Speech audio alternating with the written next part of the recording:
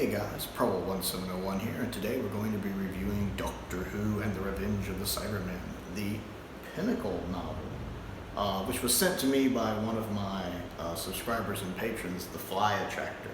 And that cover looks really neat. I like the Cyberman design here, and the Vogan design is definitely different while being similar to what we see in the episode. But I really like that Cyberman design with the glowing eyes. It just looks nice and evil. And of course that very interesting Doctor Who logo that they tend to use for their novels. I actually do like that cover a bit. And there's some of the other ones down here they do. And you can tell this is an older book. It has that nice old book smell that I love. I love that. I love that, like, it's been in a library for 50 years, or you found it in an old tiny book rack somewhere for sale for like 25 cents. I love that smell. I don't know why, but I do. Much like the Seeds of Doom, this one is not a whole lot different to the actual TV episode.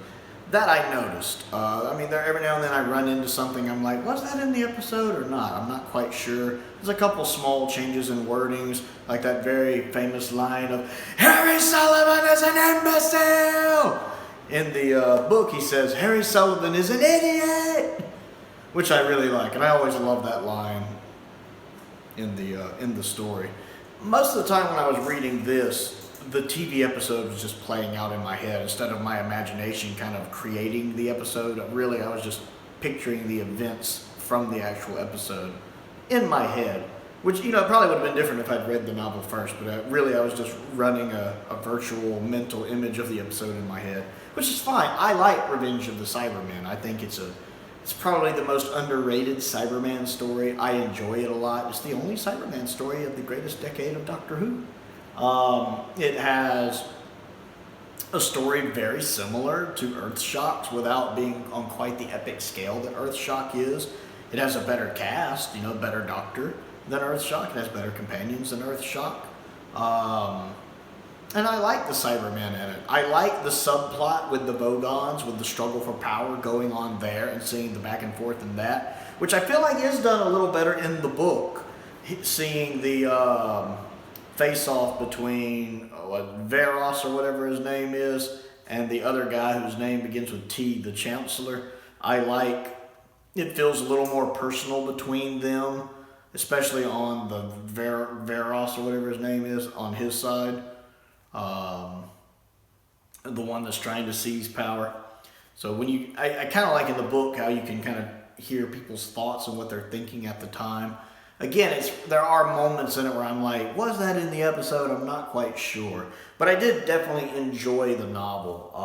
It doesn't add really anything that the episode didn't have, for the most part, in my opinion. I mean, if you've seen the episode, you don't have to read the book, but you can. So it's not like some of the books where it's a drastic improvement, like, say, the Gunfighters, where the book is just massively better.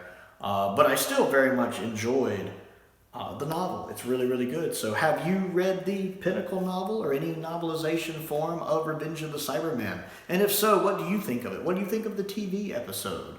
I'd like to know what you guys think. So comment down below, because I always enjoy hearing from you. Other things to do, click the like button and the subscribe button and the bell for notifications so you never miss out on another video. I also have a Patreon if you would like to contribute to that. There's a link to that down in the description below. I want to give a shout out to two of my top tier patrons, Stephen Crane and the Fifth Doctor. I appreciate their continued support, as I do the support of all of my patrons. I also have a P.O. box if there's anything you would like to send me, as well as a link to my Amazon wish list down in the description below. Most importantly though, thank you for watching.